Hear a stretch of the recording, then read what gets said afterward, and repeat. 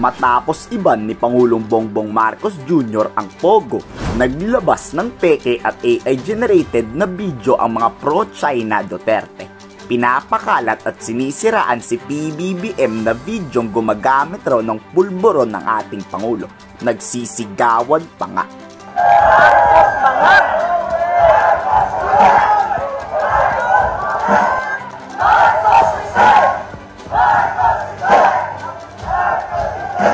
Makikita rin sa video na nandoon si spokesperson Harry Roque, kilala bilang protektor ng mga Pogo. Iyak sila yan na lang ang paraan ng China para siraan si PBBM. Halata naman na AI-generated talaga ang videong inilabas. Video na nilabas that allegedly may isang tao na sumisinggot siya ng allegedly isang droga, no? Allegedly. So these are all allegedly na inaano, no? So yun ang pinapakalat po ngayon. Marami ring nakakahalata sa unang tingin pa lang na peke talaga.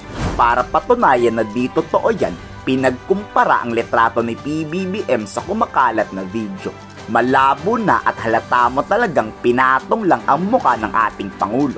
Di ako naniniwala na ang lalaking nandun ay ang ating Pangulo. Hindi ho. Sa tagal na kakilala ko ang ating Pangulo, yung mga features niya ay hindi po siya yun.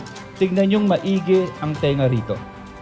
Pagmasdan niyo, yung larawan ng ating Pangulo sa kaliwa, yung earlobe, tignan niyo yung nasa kanan. Diyan pa lang makikita niyo. Sobrang nakakatakot na to, di ba? Ganyan ang nagagawa ng AI o computer-generated na mga video. Napaka-moderno na, di ba? Kayang-kayang siraan ang kahit na sino man nagugustuhin mong siraan. Bakit ko sinasabi ito, mga kasama? Dahil napakaraming kumalat sa social media ng mga AI, ng mga peke, sari-sari naghahalo sa mga panahon ngayon. Maging mapanuri tayo. Huwag tayo basta-bastang maniniwala rito.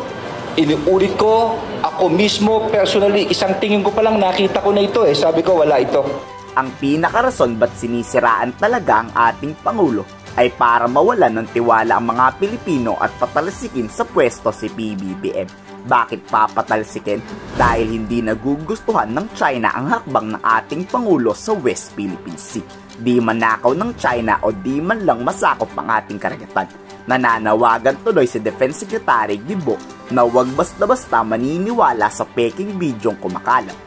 Mga kababayan, na meron po talagang matinding plano na i-destabilize po ang ating gobyerno.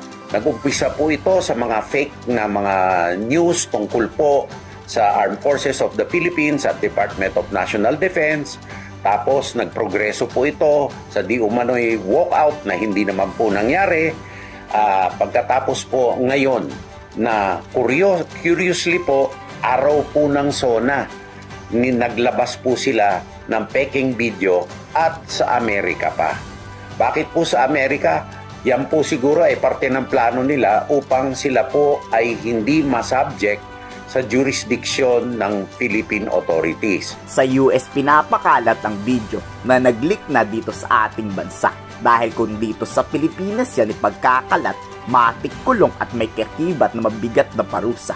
Pinaghahanap na ngayon ng US authority ang nasa likod ng faking video. Sa Department of National Defense, 10 ng lahat ng asyensya, kaanib na po ang Armed Forces of the Philippines ay naninindigan na solido sa likod ng liderato ng ating Pangulo, President Ferdinand Romualdez Marcos Jr., ang constitutional chain of command at ang ating saligang batas. Etong mga isip-batang mga attempt na mapahina ang ating saligang batas at mga institusyon ay mariin po naming tututulan at lalabanan. Proven to be liable under Republic Act 10175, as I've said. Ang penalty po is minimum of 4 years, maximum of 8. Prison correctional po ang penalty ng kahit sino mang nagpapakalat ng malicious video. Kung ang mga Pilipino naman kaya ang tatanungin, papaniwalaan nyo ba tong faking video na to? O komento sa baba ang inyong salobin.